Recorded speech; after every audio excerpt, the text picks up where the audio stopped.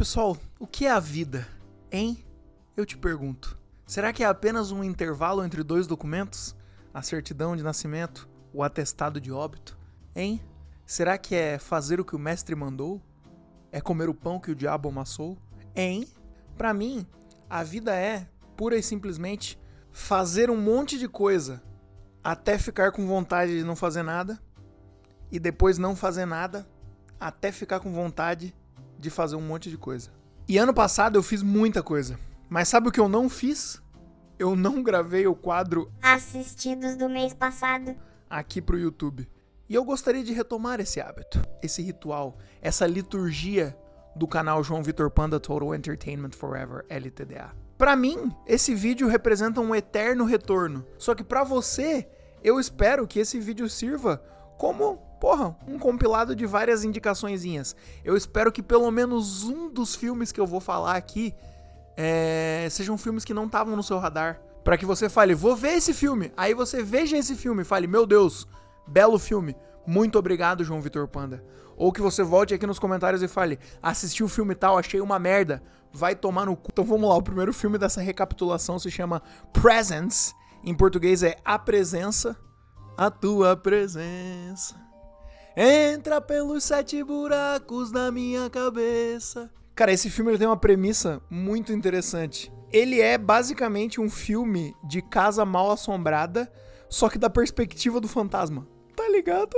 Ele tem essa temática fantasmagórica, sobrenatural, coisa e tal e coisa, mas apesar disso ele não é um filme assustador, que super dá medo. Acho que conseguiram tirar um filme minimamente interessante, estimulante e instigante dessa premissa que é muito boa, mas vou falar pra vocês que eu não gostei muito do final, não. O final desse filme foi tipo tá jogando cartas com uma tia meio velha, e daí alguém chama ela olha pra trás e abaixa o baralho, e daí você consegue ver as cartas dela, mas você continua jogando. Uma sensação meio pouco satisfatória no fim das contas. Aí os próximos 5 filmes aqui da lista foram uma maratona de premonição que eu tava fazendo. Então eu vi o Premonição 1, 2, 3, 4, 5, mas eu não vi o mais recente que saiu ano passado, gurias, que é o Bloodline. Ou é Bloodlines, é alguma coisa assim o nome do filme, né? E aí eu vou falar pra vocês da franquia Premonição como um todo, mas primeiro eu vou falar pra vocês sobre a música Beauty and the Beat, do Justin Bieber. No final de semana passado, estavam uns amigos aqui em casa, o meu grande amigo Matheus Cidral tava botando músicas pra gente ouvir na TV enquanto a gente ficava conversando, e ele botou o clipe de Beauty and the Beat, do Justin Bieber. E caralho, que trocadilho divertido, né? Beauty and the Beast, Beauty and the Beat. Legal, bacana, Justin Bieber. Aí fiquei botando essa música no carro pra ouvir com a Júlia. Fica uma semana inteira, show you off. Tonight I'm gonna show you off. Em algum momento eu falei um comentário que eu sempre falo quando eu gosto de uma música pop. E o que é uma boa música pop, né?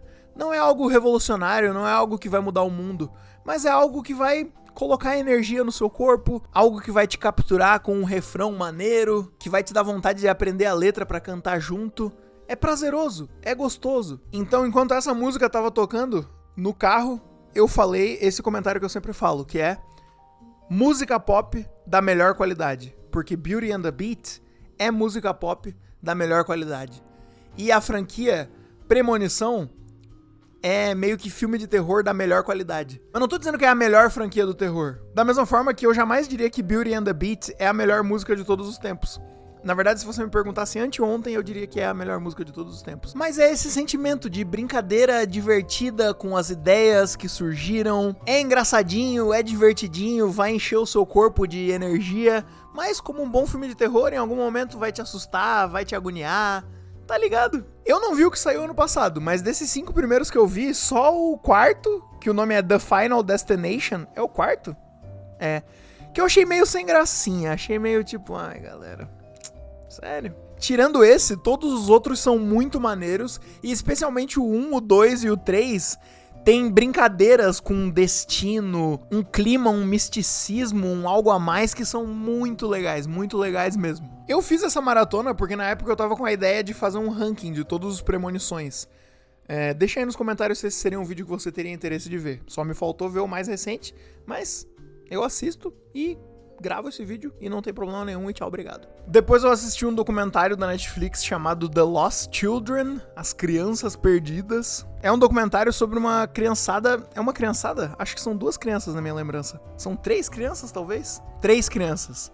E uma é tipo um neném, assim, muito novinha. Já começou nesse vídeo o que eu imaginei que seria a maioria do vídeo, que é eu tentando lembrar o que eu acho dos filmes e o que acontece nos filmes. Tô com o meu Letterboxd aberto aqui pra ir lembrando das coisas que eu assisti. Se você tem Letterboxd, me segue lá. João Vitor Panda, tudo junto sem acento.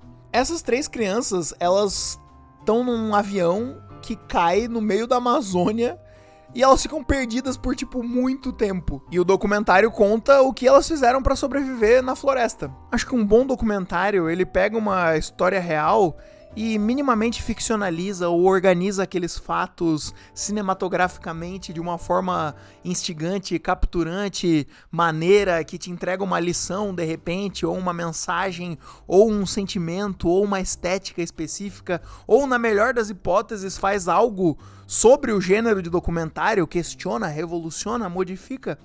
Esse aqui meio que não faz nenhuma dessas coisas. Eu achei um documentário bem basicão, mas a história das crianças perdidas no meio da Amazônia é muito interessante. Não que o filme em si faça algo super interessante com essa história, mas vale a pena ver pela história.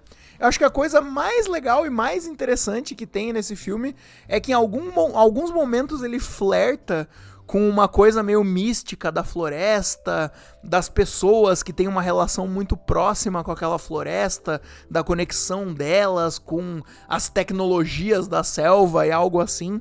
Mas tirando isso é bem básico. Depois eu vi o Super-Homem do James Gunn.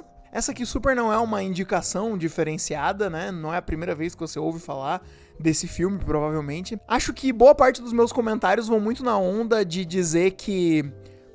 que bom que esse é um filme de super-herói mais focado em esperança, num resgate desse sentimento de esperança que parece que estava meio perdido enquanto filmes de super-herói estavam preocupados ou em ser dark demais ou numa construção gigantesca de universo. Não que esse aqui não esteja, é o pontapé inicial do novo universo da DC. E fica a minha grande curiosidade de... será que a gente vai ver um grande universo da DC sendo contado, sendo construído da mesma forma que o universo da Marvel foi construído e que agora já parece que, sei lá, todo novo produto se passa diretamente nas ruínas do universo da Marvel? Sei lá, mas esse aqui é legal. O Lex Luthor é legal, o Super-Homem é legal, o Super-Homem salva a Palestina do Estado de Israel nesse filme. Mas vamos ser bem sinceros, o grande mérito do Super-Homem do James Gunn foi apresentar pro mundo, ou lembrar pro mundo que existe aquela música Punk Rocker, é esse o nome da música? Do Iggy Pop? 'Cause I'm a punk rocker, yes I am. Imitei igualzinho, né? Enfim, grande canção, que é a música dos créditos desse filme. Nunca tinha ouvido antes, conheci por causa do filme. E qualquer hora tem que parar pra ouvir com calma aí as coisas que o Iggy Pop fez. Eu gosto muito daquele álbum que ele gravou, como é o nome? Post-Pop Depression. Que o baterista do Arctic Monkeys, o Matt Helders, tá tocando bateria, o Josh Homme do Queens of the Stone Age tá tocando guitarra, o baixista é alguém que eu não lembro exatamente, e daí o Iggy Pop cantando, e eu gosto muito da música Gardenia desse álbum. Outra coisa que eu imaginei que provavelmente fosse acontecer nesse vídeo, né, que eu desviar o foco da missão principal e ficar falando de outras coisas, mas é a natureza do canal. Aí eu vi o It a Coisa, de 2017, eu assisti esse filme porque lentamente eu e o meu amigo William estávamos assistindo o It a Coisa de 1900 e... Caralho, é de 1990 o It a Coisa antigo? Eu achei que era mais antigo. Engraçado, né? Porque o It a Coisa de 1990... É de 1990 mesmo? Rapaz, caralho, eu tinha certeza que era mais antigo isso. Enfim, de acordo com o Letterboxd é de 1990. Pelo que eu sei, até onde eu sei, o It a Coisa de 1990 foi lançado originalmente como uma minissérie pra televisão e depois compilado num filme. Não é alguma coisa assim? Aí eu e meu amigo William assistimos bem parceladinho, na verdade. Quase como uma minissérie. Demoramos vários dias até terminar de ver o It a Coisa de 1990. E daí, enquanto a gente tava vendo esse, a gente ficou curioso pra ver o de 2017. Aí vimos o de 2017. E posso falar pra vocês... terrorzinho bem sólido, bem legal. Eu lembro de ter visto no cinema, lembro de ter achado um muito maneiro e de ter achado o 2 uma merda. Aí já adianto aqui, também reassisti o 2 e o 2 é meio merda mesmo. Disparado a coisa mais legal do It a Coisa, tanto do antigo quanto do novo, é o palhaço, né? O Pennywise. Em 1990, o Pennywise é o Tim Curry, que é o mesmo cabra do Rocky Horror Picture Show. Caralho, muito maneiro. E ele entrega muito charme para essa performance, a criançada tá lá e tudo mais. Só que olhando o que eu escrevi no Letterboxd, eu escrevi uma coisa muito boa, que eu vou repetir aqui. O meu amigo Leonardo, ele tava lendo um livro do John Carpenter, o mestre do horror John Carpenter, e ele postou um trechinho no Instagram, e nesse trecho, o John Carpenter tava falando que ele gosta de fazer filmes de terror como se fossem casas mal assombradas de um parque de diversão barato, num terreno baldio, numa cidade pequena. Tá ligado? Cheio de truques falaciosos e de coisas bobas e de sustinhos mirabolantes. E quando eu li isso, eu achei muito preciso. Tipo, acho que foi como colocar o dedo na coisa exata, assim. E eu acho que é exatamente isso que eu gosto em filmes de terror antigos. Onde, por vezes, não necessariamente eu vou estar mega desconfortável ou mega assustado, que é um tipo de sentimento que eu gosto de sentir vendo filmes de terror. Mas esse charme analógico de marionetes, de efeitos práticos, de sangue falso, que às vezes é rosa demais porque erraram a cor do corante. Essa coisa meio DIY, assim, sabe? Antes que eu comece todo um discurso sobre terror e sobre como ele é um gênero fora da curva, fora da bola, fora do bem fazer cinematográfico e todo o seu charme tá ali por causa disso, etc e tal. O It a Coisa, de 1990, tem muito disso, dessa delícia meio analógica, meio tátil, assim, sabe? Truques baratos de um parque de diversão barato num terreno baldio de uma cidade pequena, empoeirada na casa do caralho. E aí o primeiro filmaço dessa recapitulação é o Drácula do Coppola. Eu tenho um amigo que é muito, tipo, velho teimoso, e ele sempre falava, meu, o último filme bom que lançaram foi o Drácula do Coppola. Depois disso, olha, esses filmes de hoje em dia é tudo uma merda, tudo uma bosta. E eu ouvia isso e rebatia, falava, cara, para de ser chato, mano. Todo ano sai um monte de filme legal pra nós ver aí. Os caras aí, ó, tão toda hora fazendo uns filmes maneiros pra nós. E tu reclamando, o último filme bom foi o Drácula do Coppola. Vai tomar no cu o Drácula do Coppola de 1992. De lá pra cá não fizeram uma coisa legal, não é possível. Mas eu vou falar pra vocês. Quando eu assisti o Drácula do Coppola, eu pensei, esse é o único filme bom desde 1992 mesmo. Porra, filmaralhaço. Filme que faz carinho na imagem, que toma um monte de liberdades estéticas e faz escolhas que por vezes podem até ser meio cafonas, mas que no fim das contas são essencialmente camp. O Drácula é o Gary Oldman, e isso é maneiríssimo já por si só. Tem o Keanu Reeves nesse filme com a maior cara de cu de todos os tempos. A cara de cu é parte da estética dele, né? Mas nesse aqui tá afiadíssima, tá bem enrugado, muito bom. Aí eu vi Materialists, ou Amores Materialistas em português, que é um filme da Celine Song, Dakota Johnson, Chris Evans e Pedro Pascal. Eu sinto que fizeram esse filme pra enfiar o Pedro Pascal numa comédia romântica, rápido, aproveita que esse homem tá hypado, tá aparecendo em todos os filmes, bota ele numa comédia romântica. Aí botaram ele nesse filme.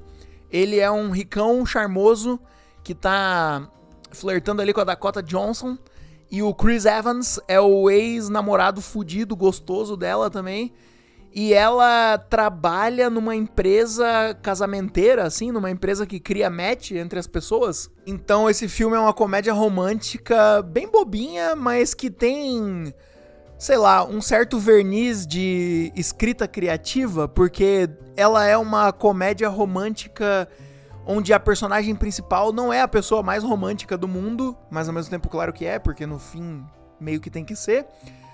Mas é uma comédia romântica que também fala ali de maneira minimamente criativa sobre os mecanismos do amor e que tem meio que uma coisa de desconstrução de amor e de comédia romântica enquanto gênero. Bobinho esse filme, mas sei lá, legalzinho. Eu achei interessante porque assim, a Celine Song ela fez Vidas Passadas, que eu considero um filmaço. Quando assisti, chorei um monte, achei lindo, tem várias coisas desse filme que ainda me pegam.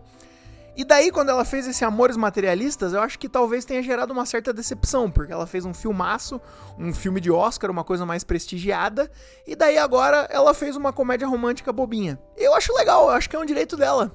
Caralho, já entregou um filmaço pra nós. Agora quer escrever um negócio bobo? Escreve, faz uma coisa bobinha, se diverte. Acho que uma coisa que é um pouco chata nesse filme é que parece que a Dakota Johnson, a personagem dela não tem muita personalidade, assim.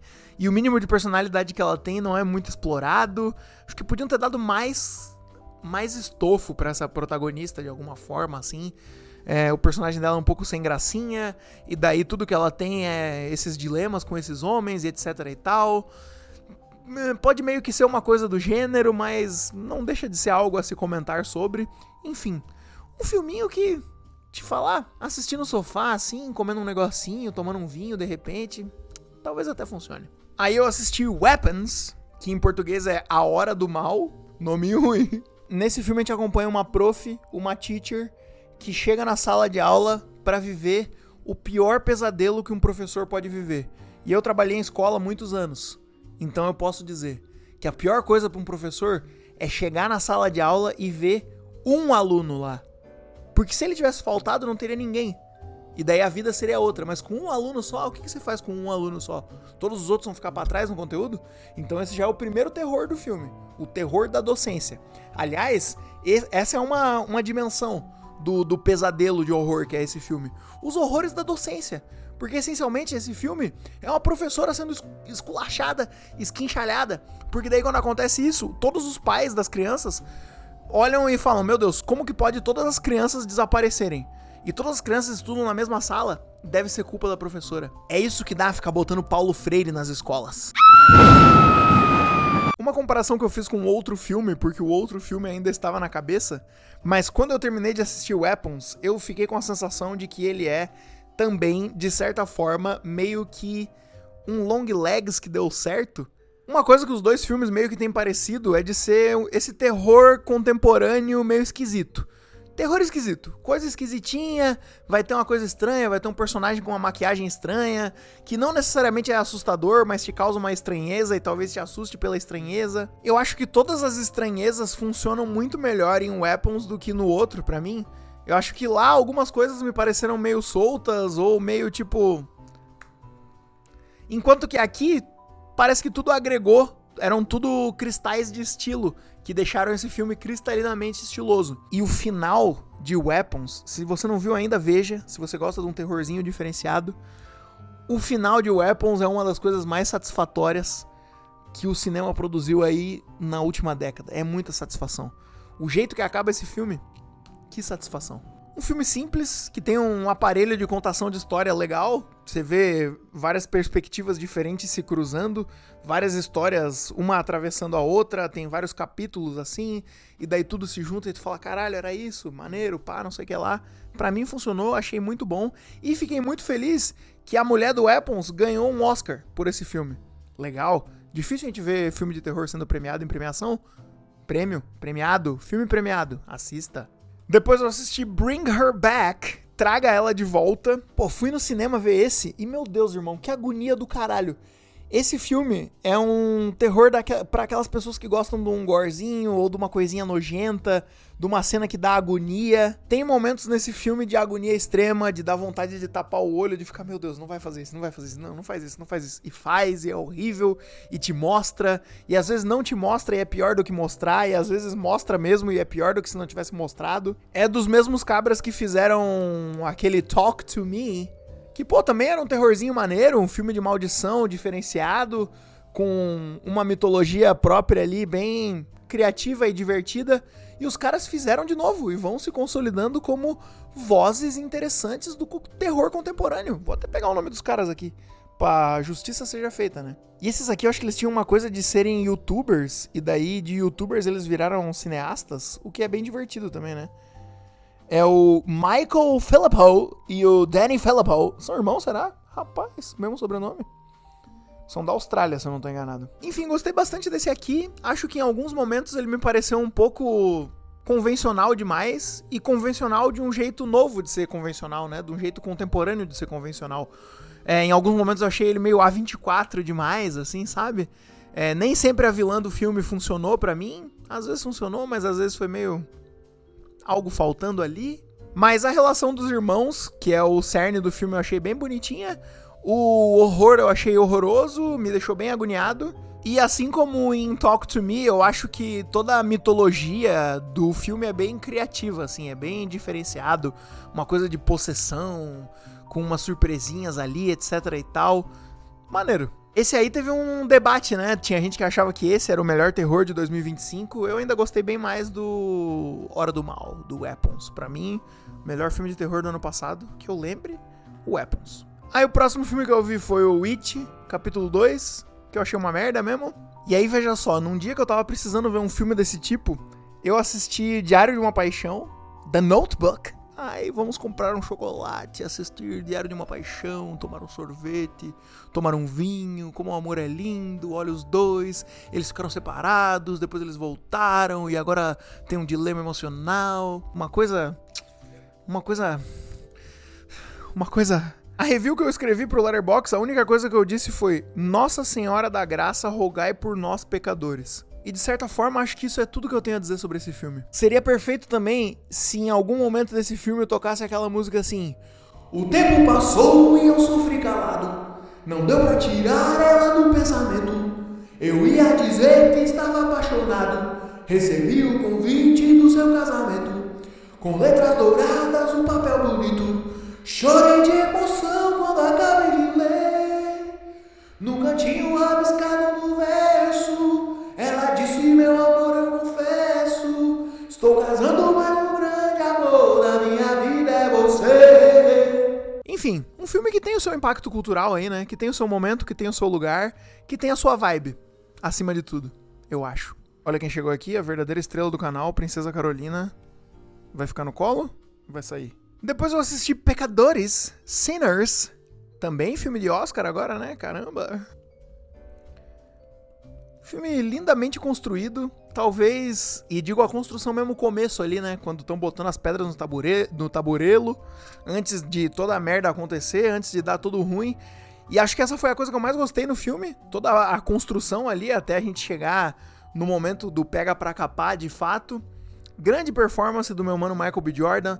Aquela cena que todo mundo fala, que é a cena da música, da dança, que tem a liberdade poética e a ancestralidade de passear por vários estilos diferentes. Então os caras tocando ali no passado, no passado, daí tem os caras do futuro, porque a música conecta a ancestralidade. Bonito pra caramba isso.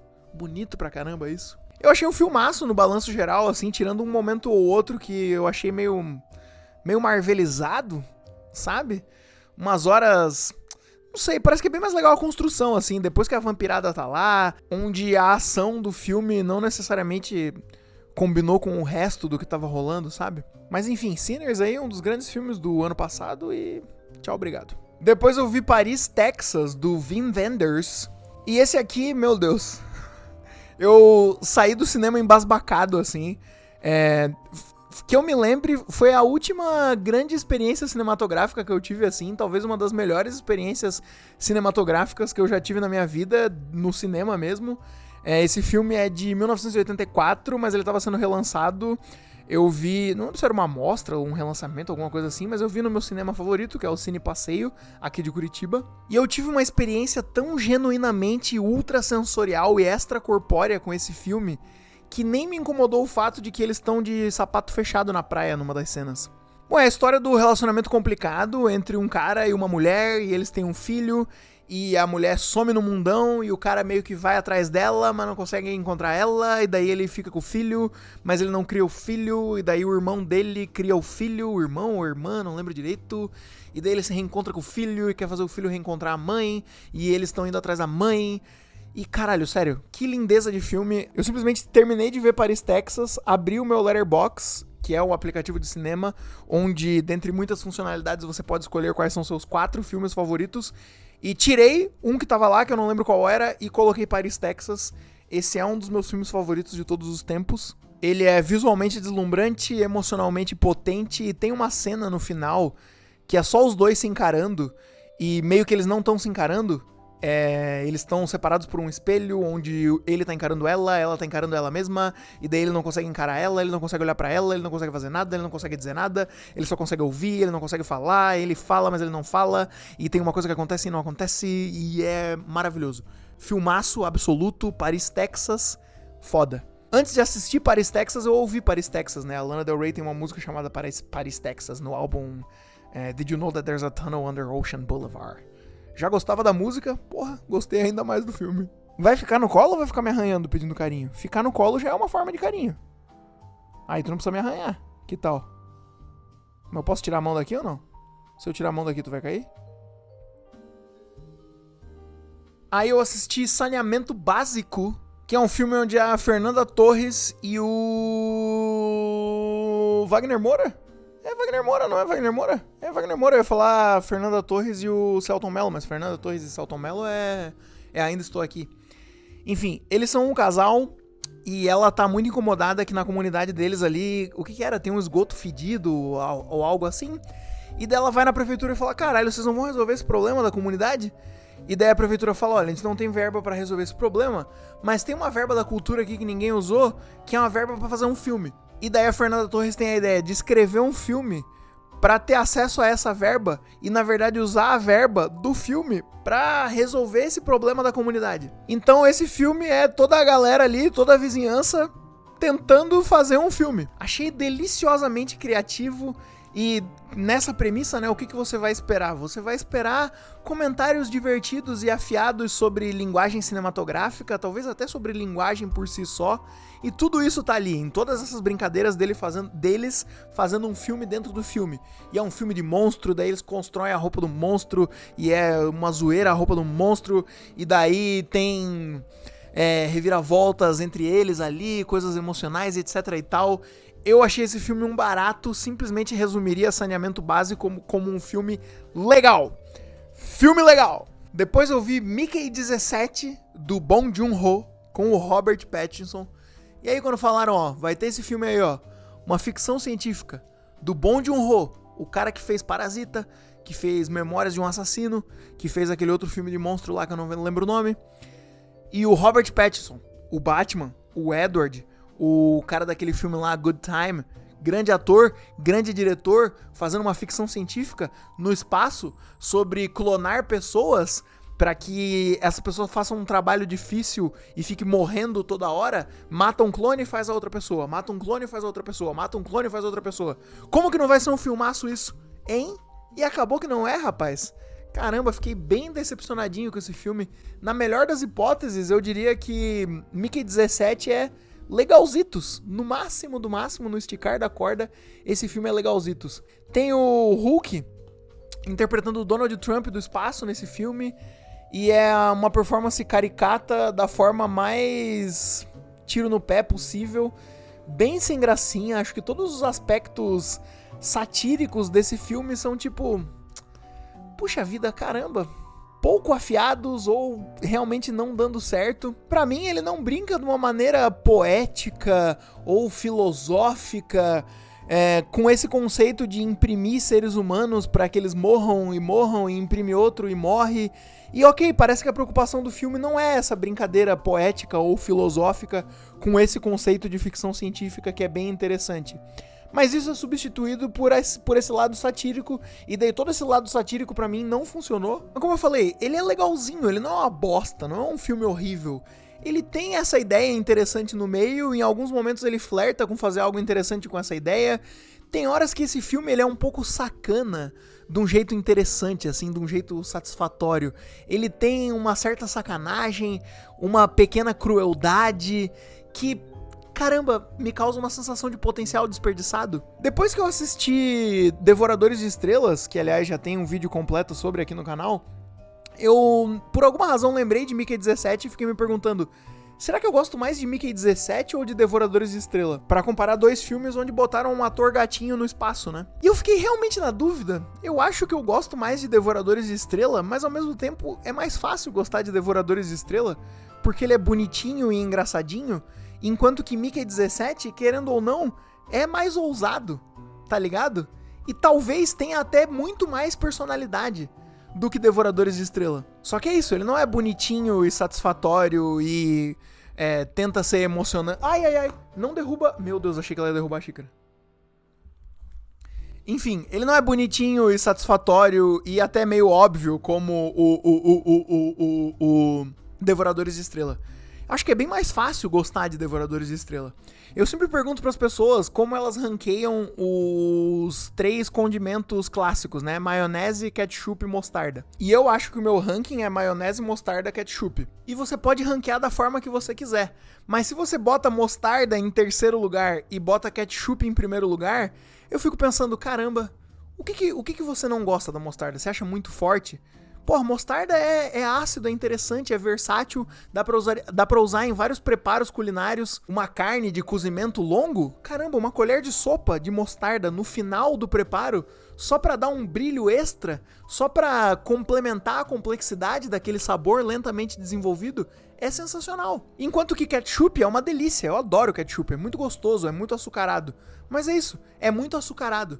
Você colocar o ketchup em primeiro e a mostarda em terceiro, é quase como você punir a mostarda por ter personalidade e premiar o ketchup por ser básico. E aí eu trago toda essa analogia pra dizer que eu acho que eu gosto mais de Devoradores de Estrela, mas é como se Devoradores de Estrela fosse um ketchup super açucarado e Mickey 17 fosse uma mostarda meio azeda. Tá ligado? Acho que esse vídeo vai ficar muito longo. Acho que vale a pena eu dividir ele em 2 partes. Acho que é exatamente isso que eu vou fazer, sabia? Deixa o like, curte, comenta, compartilha. E até a parte 2.